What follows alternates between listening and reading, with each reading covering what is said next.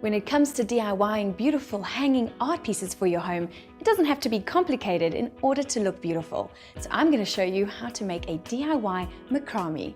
If you don't know what a macramé is, it's a beautiful woven art structure that was founded in the 13th century, was a big hit in the 70s, and now it's back. So the materials that you'll need for this project are cotton string, scissors, wooden dowel sticks, different thicknesses and lengths to your choice, measuring tape, masking tape, and spray paint. The first step is to look at your wooden dowel sticks. They come in various sizes, so choose one that's going to fit your macramé style. I'm going to go with this one. Now, before you start cutting your string, you need to decide on the length that you want your string to hang from the wooden dowel stick. So I want mine to hang at about 800 millimeters. And because I'm tying a loop knot onto the wooden dowel, I'm going to just double that up, 800 and another 800, and then cut my string. That's my first one, and I'm going to have to do about maybe 40, maybe 50, because what they do is it takes the entire length of the wooden dowel stick. So let's get measuring.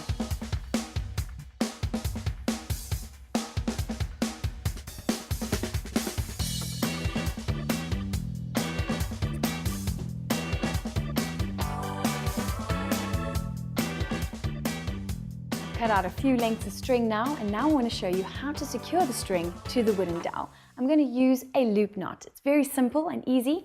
I've placed them side by side in a row because I find that easiest when attaching them to the wooden dowel stick.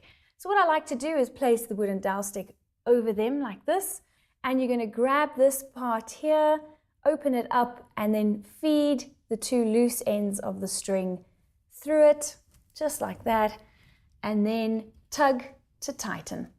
And then carry on with all the rest of them.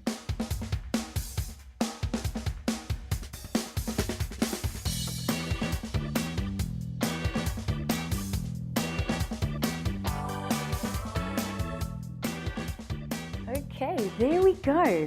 Look how cool that is looking. All I did was I shuffled them along, pulling and tugging them to make them really tight on the wooden dowel stick and make sure that there's no gaps. I'm happy with that length of string. I think it looks really good. Now, usually at this part, some very complicated knots and weaves are made to create texture to this beautiful art form, but we're going to keep it really simple and create interest using spray paint. To protect the area I don't want spray painted, I simply covered it using my drop sheet and secured it down using painter's tape. Using colors in the same hue, I lightly started creating an ombre effect. Painting one section at a time, you can overlap the next section of paint to blend the colors. To avoid the harsh line at the top, I simply add a few light paint strokes to diffuse the line.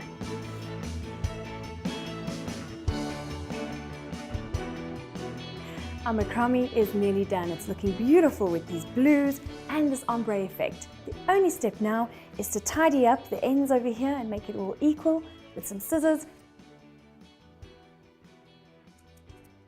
And then tie a piece of string from this side in a triangle version, because that's where we hang it from.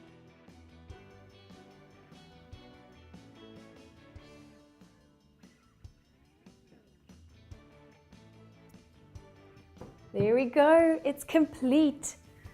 Isn't it beautiful? Easy, simple materials, and it's a 13th century art piece now hanging on your wall. Great, so now I'm going to find a spot for that, but I have another project that's quick and easy to add artwork to your walls. I'm going to transfer wording and images to these wooden blocks because these wooden blocks are going to act as your own custom design artwork. So the materials that you'll need for this project: printed images of your choice on paper, Mod Podge, a paintbrush, some wooden blocks, either pine or chipboard, pre-cut to size, some wax paper, an old credit card, a pencil, scissors, and some wood stain and paper.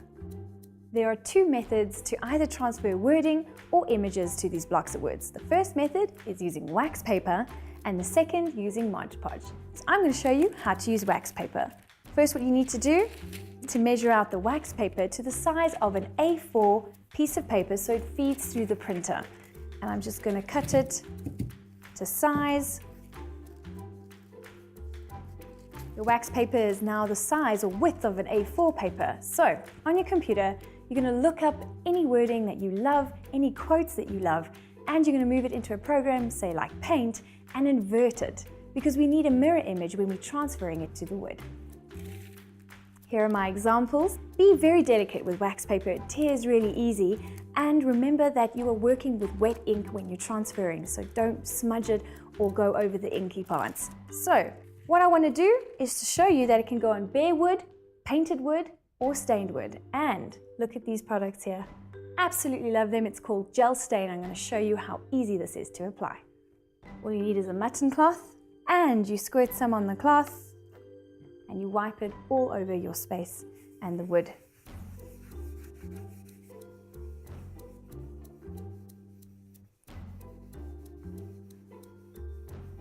Our gel stain is now dry, and it dries relatively quickly, which is great. Right, so handle with care your wax paper. The ink is facing up now, so I'm just going to turn it around, careful not to smudge it. See, it's inverted over there, and I'm going to just place where I need this, more or less center, and then once it makes contact, hold it in place. There we go. Then use something like a credit card, horizontal and vertical swipes. Okay.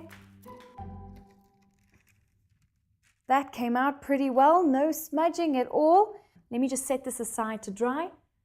The next one is also really easy. I'm going to use some of this chipboard here to transfer the images with Mod Podge. Why? Because the chipboard doesn't have grain, it doesn't look as nice showing through the wording like on our previous block of wood. So I'm going to cover the whole surface area here with a beautiful image of a protea. So I'm just going to flip it and quickly draw my lines to cut on.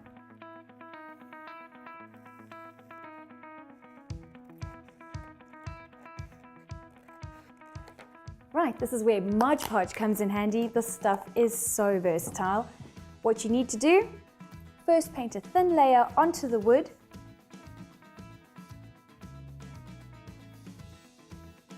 Okay, the next layer of Mod Podge is on the back of the image. So we're going to do the same, apply a thin coat all over, making sure there's no dry patches.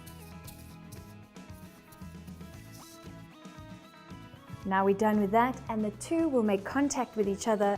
So there we go. And then again, the key is flattening it out. You can use the credit card again. Make sure there's no air bubbles or creases. And then your final layer is on top of the image.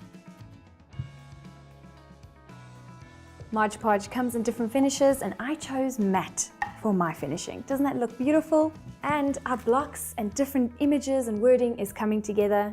Now, these cute little artistic wooden blocks, you can either lie them on a table, lean them against a wall on a display table, or hang them on the wall, which is what I like to do. Guys, get creative. You can choose any colors and images that you want, and the internet is full of images, so go crazy, have fun. Didn't I say that this DIY project for artwork for your home doesn't have to be complicated to be absolutely beautiful?